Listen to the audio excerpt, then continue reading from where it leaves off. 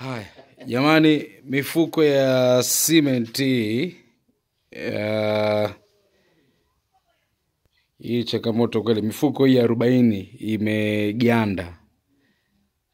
Ilikuwa inahitajika iweze kwenda kwa ajili ya ujenzi, lakini mwisho wa siku viongozi wameshindwa kuweza kusimamia vizuri hii mifuko. Sasa ndugu zangu, imeganda.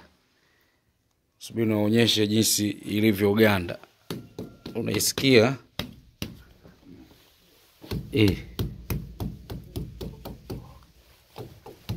Yote hii.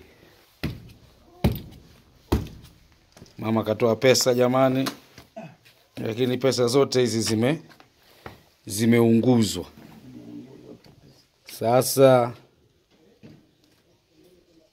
2025 uchaguzi ndio huu hapa. Sasa huyu kiongozi, wananchi husika,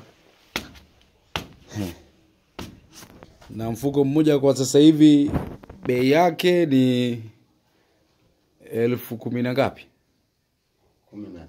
19,500. Yani kwamba bado 500 kuweza kufika 20,020. Na kwa maisha ya ukanda wa kusini tunasema sawa na 20,020, bado kuna usafiri hapo hadi unafikisha nyumbani. Sasa